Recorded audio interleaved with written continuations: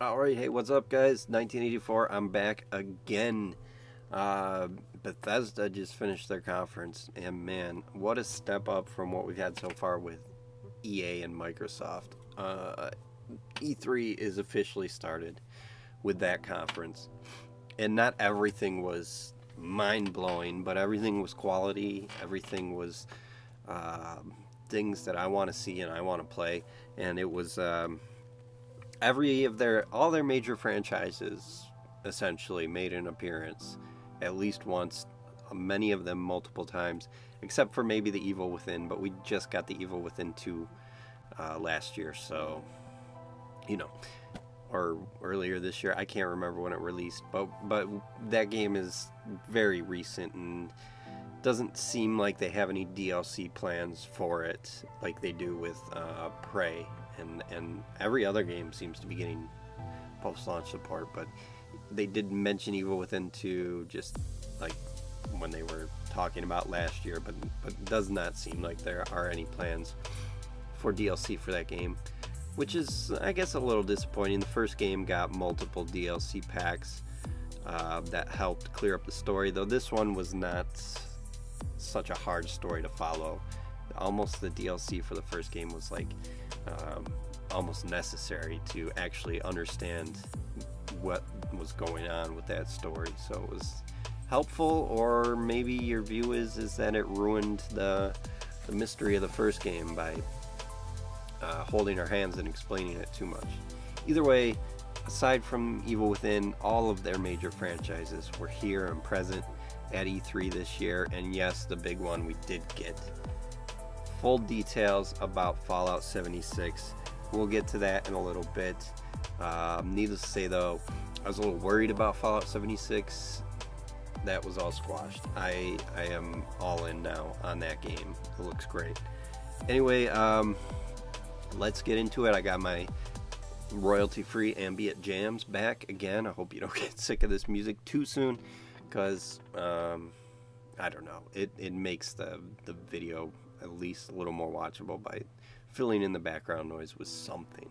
And I've adjusted. I've turned it down a bit because I just watched my last video and the music was still a bit loud despite being cranked way down in my mixer. So let's get into it. The intro. I missed the intro. I was finishing up my Microsoft stream at the time. From what I gathered from them, talking afterwards, was that it showed and highlighted the people that work for Bethesda, and they always like to present themselves as a community and everything. If you watch that documentary that just went up on YouTube, it's like it feels like a small company despite being major video game publisher in this day and age. Sorry, I'm still refreshing the eShop every 5 minutes to see if Fallout Shelter is available on my Switch yet.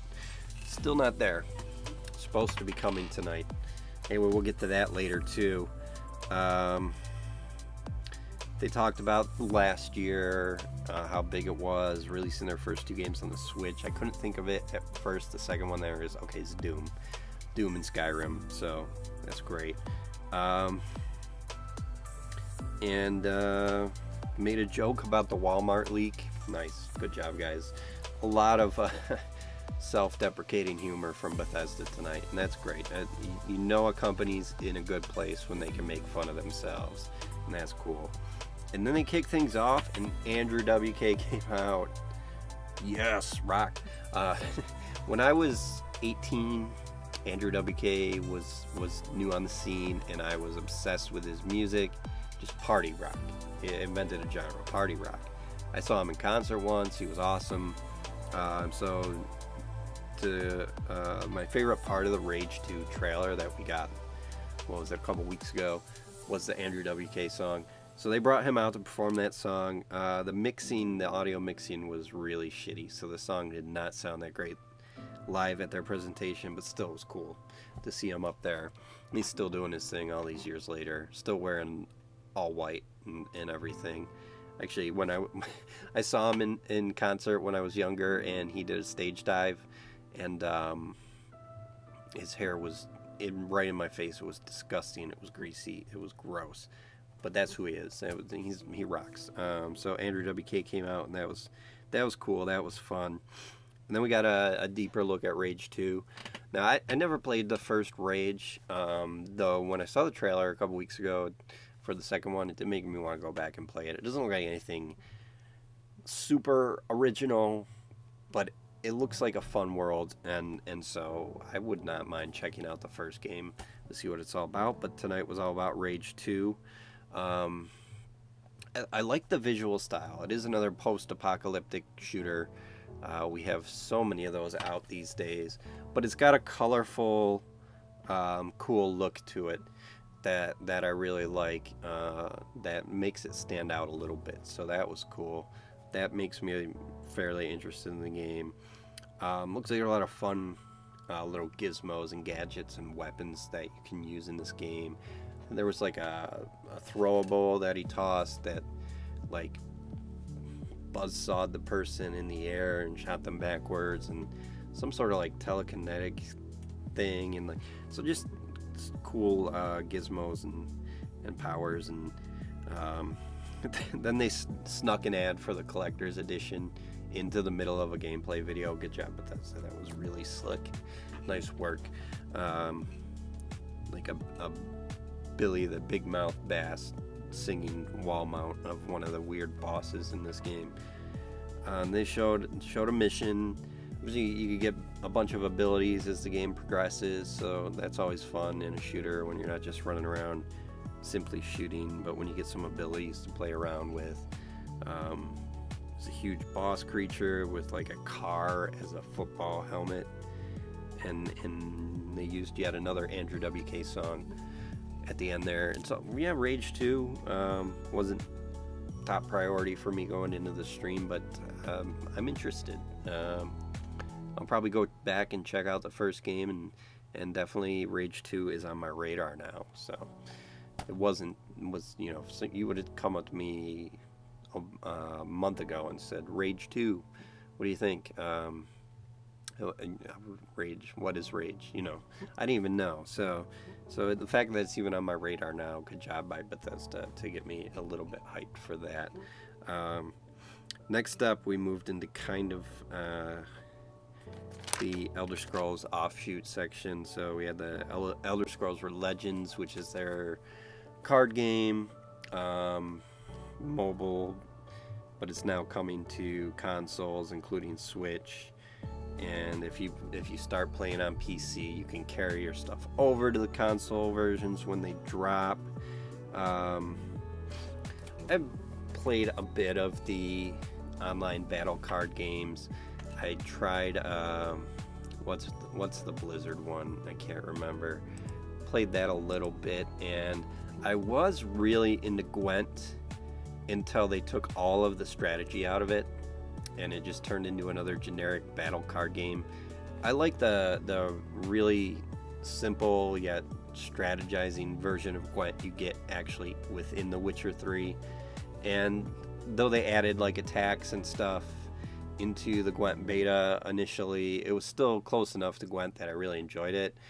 Then I came back to it recently. I had not played since the actual launch, and they took away unit restrictions in terms of which of the 3 play fields you can play your units in, and that was like a huge part of the strategy. And now it's just like, just throw down your most powerful cards and attack them, and they, like, all this strategy was just out of it when they took away those unit locks. And I tried to get back into it. I did not enjoy it anymore like that. So I'm looking for a new card game to play. Maybe I'll check out Elder Scrolls Legends.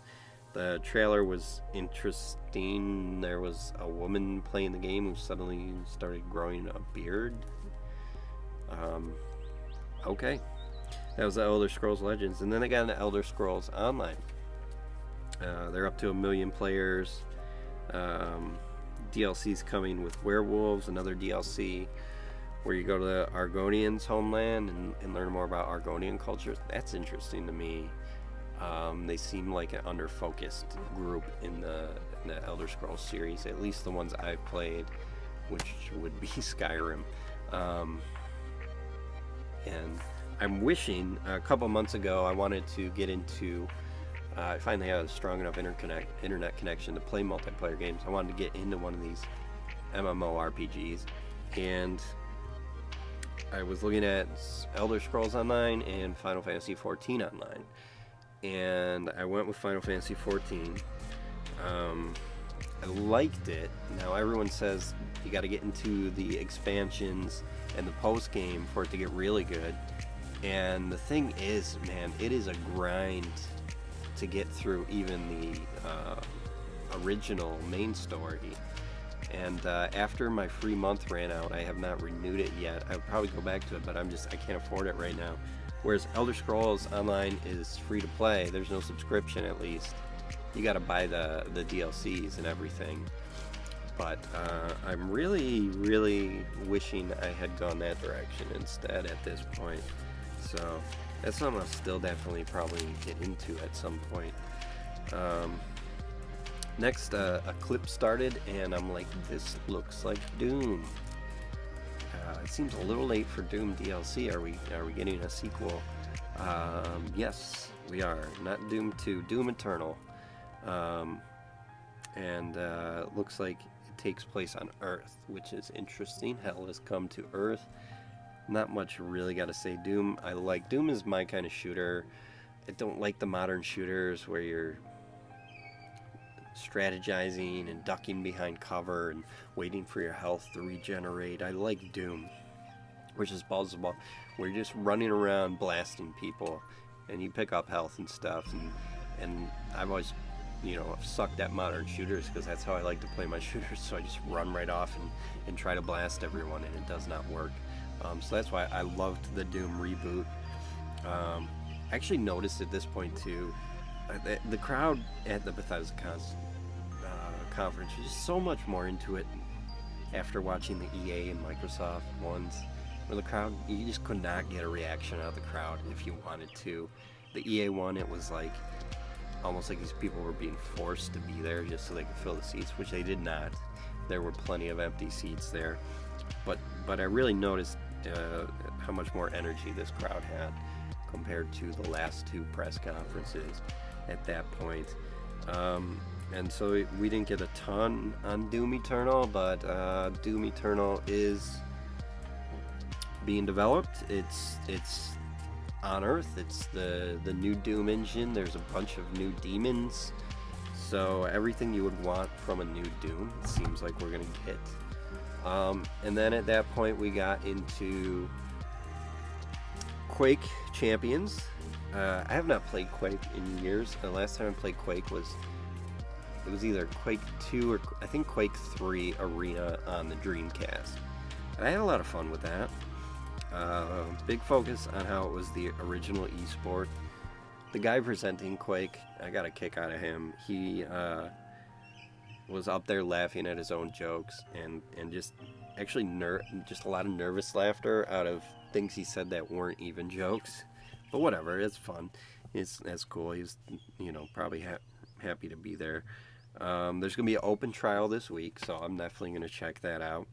And if you download the open trial this week, you can actually continue to play free after that. That is awesome, right?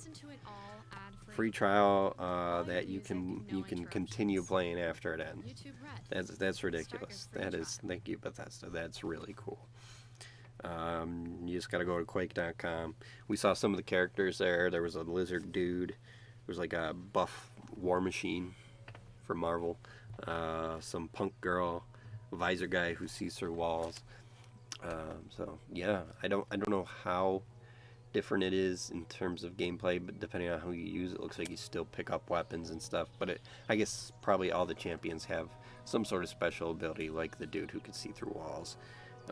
Would be his ability, and I'm sure they put a lot of thought into balancing these abilities out. So the shooting and the actual death matches and stuff, I would guess, are still very much what you would want and expect from Quake. So I'm definitely gonna check out that trial. Hopefully I like it and I continue to play free.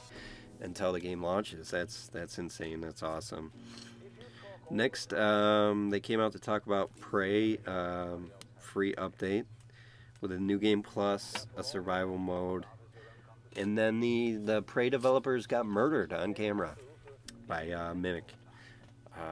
So rest in peace to those brave Prey producers who were so brutally taken from us in the middle of a E3 stream. Ridiculous, right? But yeah, so there's DLC coming that sounds like it's randomly generated. You gotta get off the moon, so each run is different, procedurally generated from what I can understand. Looks like more fast-paced than the main game. Fast-paced, just running and shooting and stuff. I was wondering, it may have some roguelike elements, because they said every death matters. So I don't know if there are things that you can get when you're playing that would carry over to your next session and everything. But I don't know why they'd mention that every death matters unless there was some kind of roguelike element to it. And then we cut back to the dead developers hand twitching on the floor. Oh, okay, they're alive. Here they are. They're actually here on stage. Some dumb jokes about that. And then they announced another DLC mode that's coming up called Typhon Hunter, where it's one person against the rest, where they play as the mimics, and you can disguise yourself and surprise them and everything. So I haven't played Prey. I don't know if I will, but that sounds like a fun mode for those of you that are into Prey. So cool stuff. Still supporting the game a year later with DLC and stuff. So you gotta love Bethesda for that. Which reminds me, not one word about the Creation Club, that's awesome. Seems like it's dying a slow death, and we don't have to worry about the Creation Club's paid mods for any near future. Then we moved on to Wolfenstein, and when the new game was announced, I played Wolfenstein and the Old Blood for the first time, and I loved them. And then I heard the second one was going to come out on Switch. I knew it was going to come out later than the original versions, but I've been a good boy, and I've been patient, and I have waited. And I just noticed that my music was not playing in the background. No, now it's playing. So whatever, guys. Enjoy the ambient jams. Hopefully you've enjoyed just my voice up until this point. Anyway, where was I? Wolfenstein. So yeah, I've been patient enough to wait for the Switch version. I know it's not going to look as good, but if I can get a new release console game on my Switch, and by all accounts, I didn't buy Doom for it because I have it on PS4, but by all accounts, Doom ran great, even though obviously it's a little visually lower res and the frame rate's a little slower. Those things don't bother me as long as the game is playable. I played Wolfenstein as much for the story as I do the gameplay, so I've been waiting for it. June 29th, we're getting it. And then they announced a new project, and it doesn't sound like it's DLC for Wolfenstein 2, though the name kind of calls back to the DLC for the first one. Wolfenstein Youngblood takes place in the 80s. BJ's twin daughters. I am assuming once I actually play Wolfenstein 2, that'll make sense to me, because I don't remember having daughters. Features co-op gameplay with the two daughters. That's coming in 2019. Not many details on that, but I like the idea. I like the 80s setting. See where the Wolfenstein world has progressed in 20 years or so. So that is coming out, and I'll probably check that out as well, even if that doesn't come to Switch. Then they talked about VR. Now, they great VR experiences, though I've heard Skyrim and Fallout VR are not that great, but I have a PSVR. I would prefer Fallout, though I think it's the buggier of the two. I would prefer Fallout, but that one's not on PSVR. Skyrim is, but I have no plans to get Skyrim VR. Anyway, the new Typhon Hunter mode for Prey. is going to be available in VR, as well as a new single player experience, sounds like based around puzzle solving. So more Prey support. A new Wolfenstein VR experience called Cyberpilot, where you hack Nazi machines to turn them against the Nazis. That'll be interesting to see how that plays. That's something I'd consider checking out. I like the concept. Where they also mentioned their mission to bring the message of fuck Nazis to every possible platform. Gotta love Bethesda. Then it happened. Then we got to what everyone was waiting for, with Fallout 76. It's time for Fallout 76. They bring out the Todd Father. Todd Howard walks out in this slick brown leather jacket, looking all cool.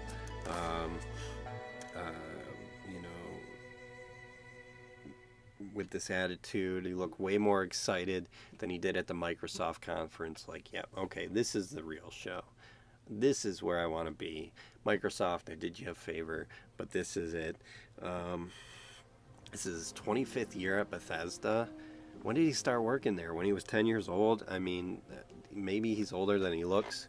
But, so here he comes, and he came here.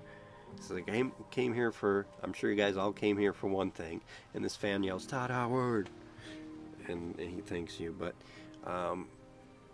then they did swerved a bit. We're like, okay, finally, Fallout 76. Nope.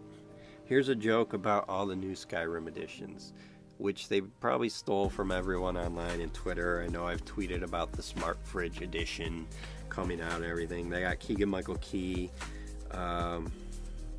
to do a skit about an Amazon Echo version of Skyrim. Eat all the cheese wheels. And then the Etch-a-Sketch, pagers, and then the Smart Fridge, which the Smart Fridge joke was not something I originally came up with. Plenty of people have made that joke. I just am one of the many people who have made that joke on Twitter about how we'd see the new Skyrim Smart Fridge edition. So again, Bethesda willing to make fun of themselves. It's great. Love it. Again, it's a sign of a very successful company when you're able to do that and have a laugh at your expense. And then we got to it. Fallout 76, which I was very worried about. I don't trust all leaks, but there was a consensus forming amongst the leaks about what this game was going to be.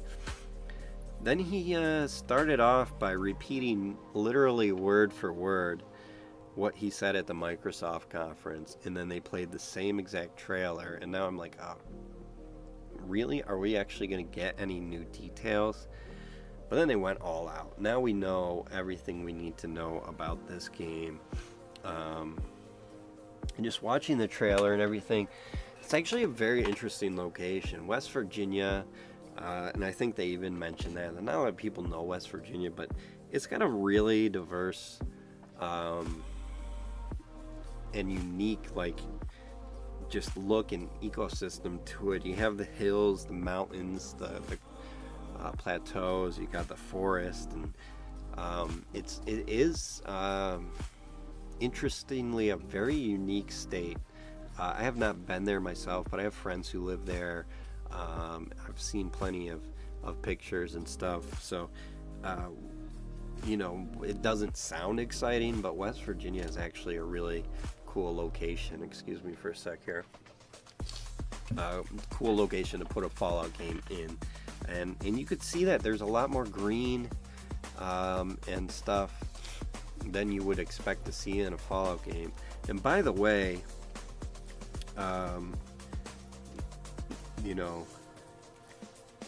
watching the trailer that we saw at the Microsoft one, I noticed a firefighter player, and I was wondering if maybe there's going to be different roles or classes. We still don't really have an answer to that, but then we got some new footage, and with that, especially in the new footage, just how much better it looks than even Fallout 4.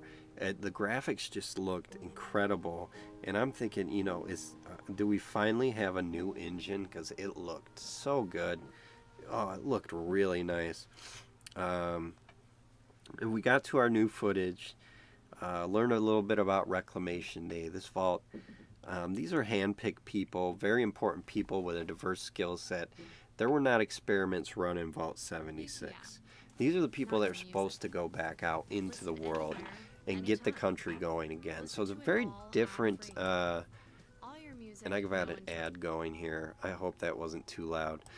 Very different vibe than being a Vault survivor in the past Fallout games, because these were VIPs, hand-picked people. They weren't experimented on. Nothing weird was going on in the Vault. They were just waiting it out until Reclamation Day, where they could go back out and resettle the U.S. And so that's even though you're still emerging from a vault, you get that opening shot walking out of the vault. It's a very different feel and scenario to it. It makes me wonder, because they have selected these very important people, that we have different skilled tradespeople, and if there's going to be some sort of different classes for these vault survivors, and then they explain why it looks so great. There's all new rendering, new lighting, just new graphical system in place to make it look as good as it looks, at least in the footage we saw. When it's still not that okay. This is the shining example of modern next-gen graphics, but compared to what we've had in the past, it just looks so good, so good. They mentioned where you could see weather systems, distant weather systems from across the map, and that's ridiculous. That's awesome. Just a really high fidelity look to it. 6 regions with different looks, different ecosystems, different feels. A lot of new creatures and stuff based around West Virginia folklore, like the Mothman. Is the big example. We had the guy wearing the Mothman t-shirt in that Bethesda documentary,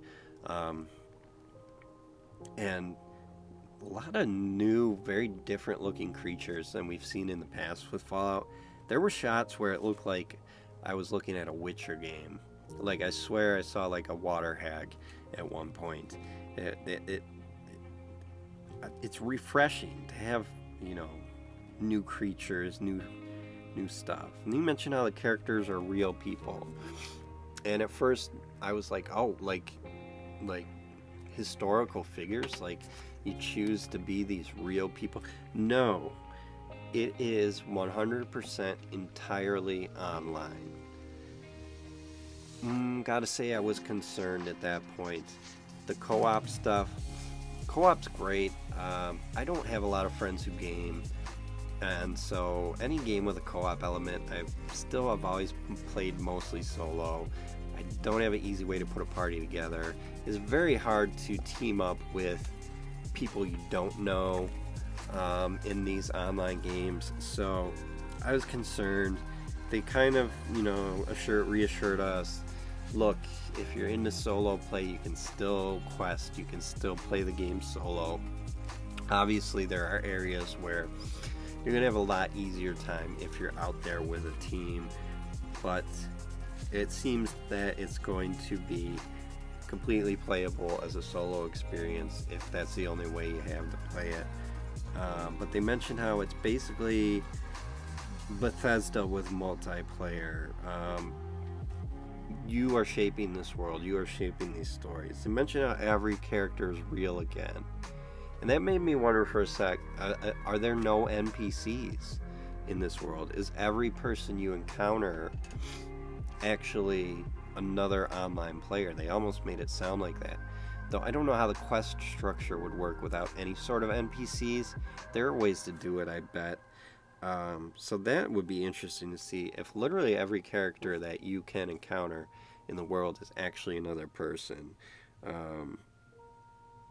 They got into, survival and it's not hardcore survival. In fact, in the gameplay footage, I didn't see anything like, oh, monitoring your water levels and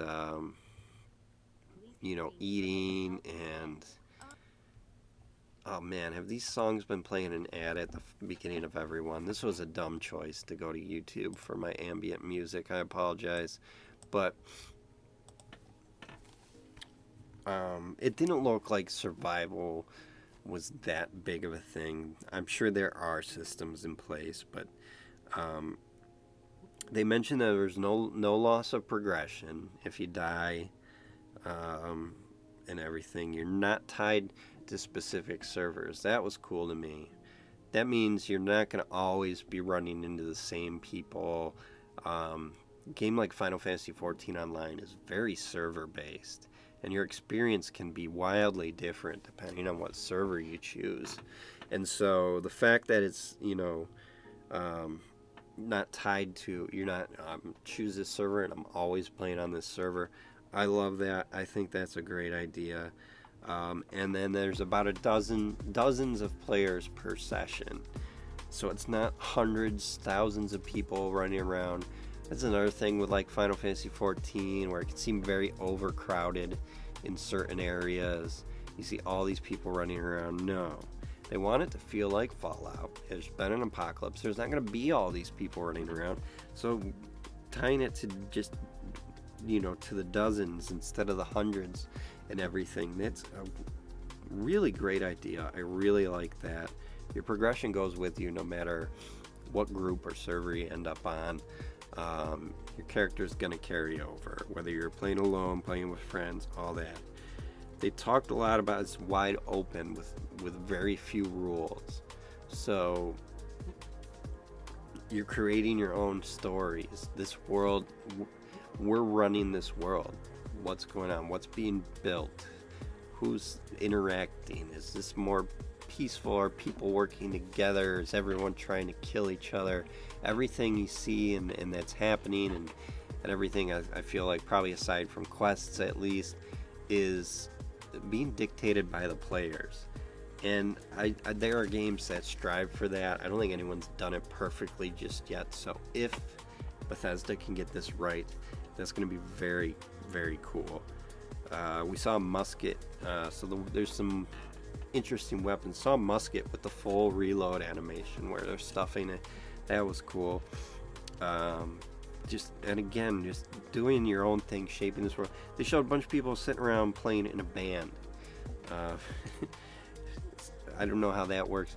Final Fantasy XIV actually recently introduced that, and there's people that actually like write their own music and perform as bands together and stuff. I don't know if it'll be in that in depth. It looks like more of maybe just an animation type thing, but we saw that there's emotes. Obviously, it's an online game. You gotta have emotes. Looks like there's crafting benches. There was a sloth enemy that looked really cool. It's like a giant mutated sloth. And then they got into the building. A lot of the rumors around the game were that it was heavily settlement based. Doesn't look like it, but it looks like you can do a lot of cool building, especially if you get together and work with other people. You can build wherever you want because they have like a portable workbench thing, and you can actually move what you build so you can move your settlement, essentially. I mean, what survives of it, because they showed settlements getting absolutely wrecked. There was a funny scene when they were showing the settlements, a dude just running to a porta-john. Then they showed photo mode. I love photo modes, though it's a love-hate because they really take me out and distract me from the games that I'm playing, because I'm constantly tinkering with photo mode. But I love photo modes. I'm glad there's a photo. And then having like everyone in your team being able to pose and shit, that looks really cool. And then the big thing, nukes. You can use nukes in this game. I know like Metal Gear Solid Online kind of did that, where it's kind of up to the people playing the game. Are you going to disarm the nukes? Are you going to use them as a deterrent? I don't know that you could actually launch them in the game. Maybe you could. But in this game, you can nuke somebody's settlement. You can nuke part of the landscape, buildings, cities, whatever. Um, you can absolutely use nukes. You got to gather launch codes, it looks like. So it's not like you can just run to the nuke and set it off. But I am a little worried about nukes being abused. Like, you jump into a game and you can't walk 3 feet without somebody nuking you. Hopefully, with the codes and everything, it's more of a rare instance, because that's one thing I have a little bit of worry about a system that could potentially be abused is the nukes. But if they do it right, that's really cool.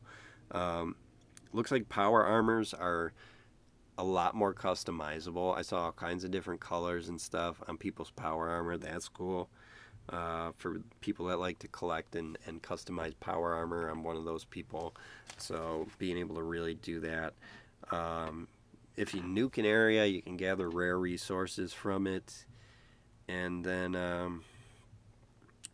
they mentioned that there will be dedicated servers. My question with that is, how do they work?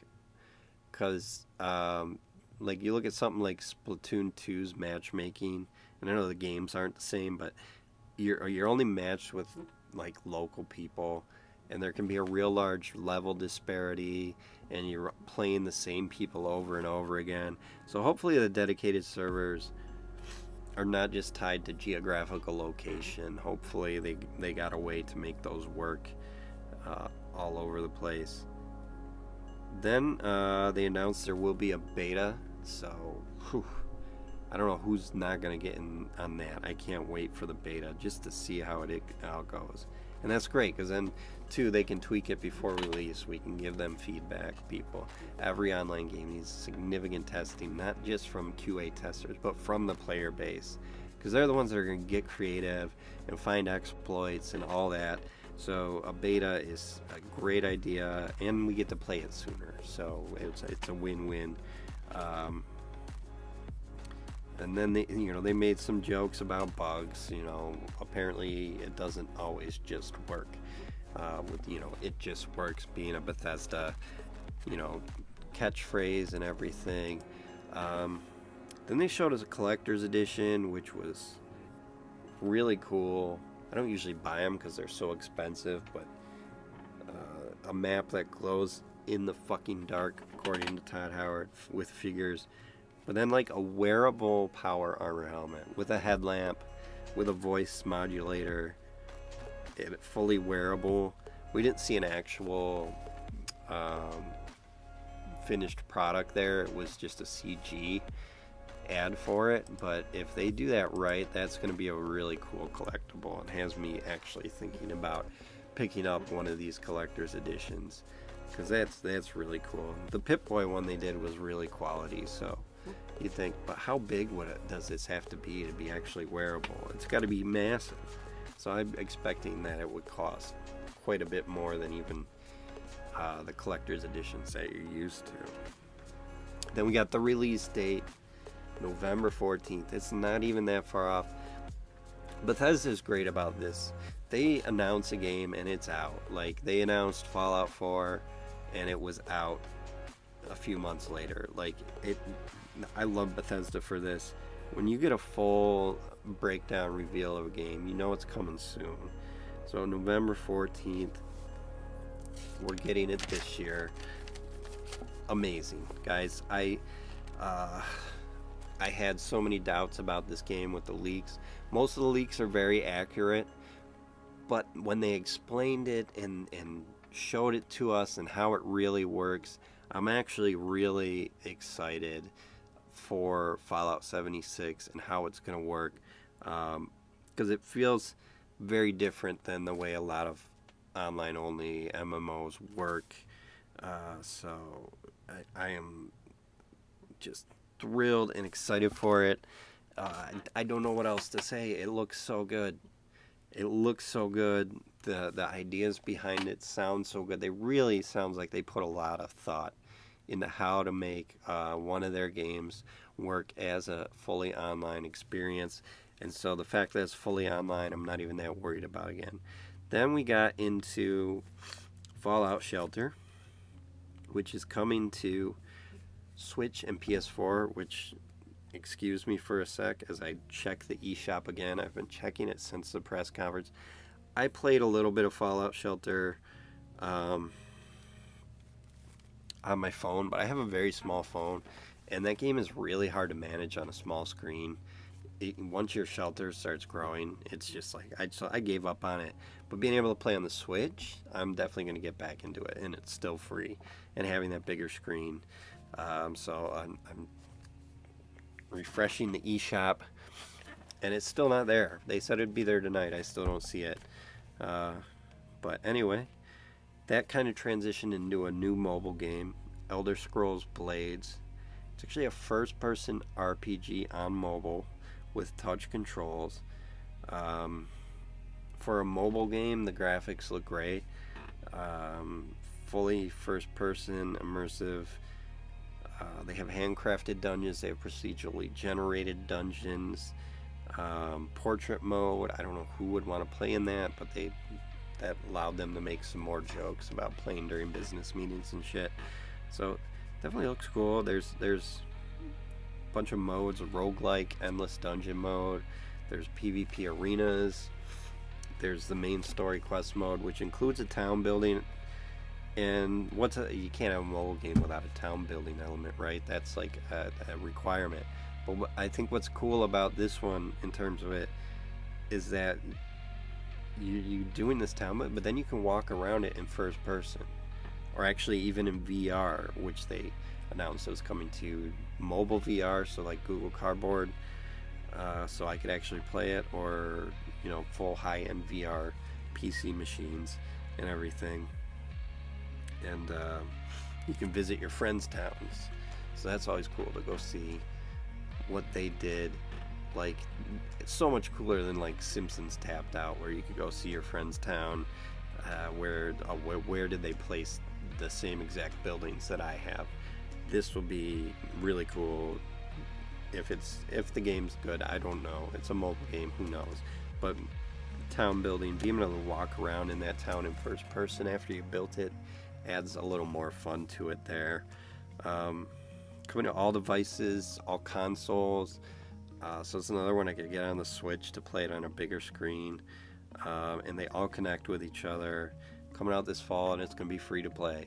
Now, it looks like there were items like gems and stuff, so I'm sure it's a free to play model where you can pay to get, loot and loot boxes and stuff. But I never do, and I still have plenty of fun with free to play games. And Bethesda conference, you're making me lose my voice here. I'm 45 minutes in, and we're still not done. This is going to be as long as the conference itself. Then, we're almost done, though, guys. Then they showed us future games, and we see their new IP, which is sci-fi. People had the name right, Starfield. So Starfield is coming. It is in development. It's sure going to be a few years before we see that, but that's cool. I really like the idea of a Bethesda style RPG in a sci-fi space. Sounds like it's something they've wanted to do for a long time, and it's their first actually wholly original IP. Well, I guess Elder Scrolls originally was, but in a long time, their first fully original IP. So they're going to put a lot into it. So I'm sure this is going to be very cool. And then the big one, I think we all kind of knew that it was at least being worked on in some way, but Elder Scrolls 6, we didn't get anything from it really, just a flyover of a map. Really could have been anywhere. We don't know where it's located, what it's subtitled, anything like that. But the Elder Scrolls 6, we know for 100% sure that it's in active development at this point, and so you can't ask for more. I don't think we're going to see any more Skyrim releases, especially since they goofed on themselves about that. So again, like Starfield, it's going to be probably a few years at least before we see Elder Scrolls 6, but it's official, it's being worked on, is great. So guys, that was Bethesda. Guys, you did it right. I think everything about it was somewhat predictable, but it didn't make it any less exciting. We might have known what was going to be there, but the quality of their presentation and, you know, not as many awkward speakers, corporate people,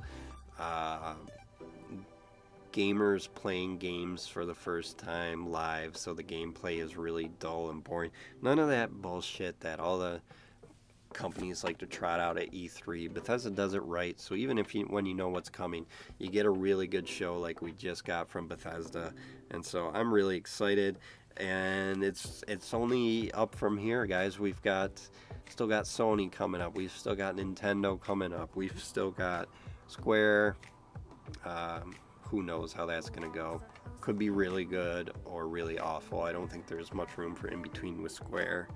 Devolver Digital, that I think was maybe tonight. They always do a really funny show,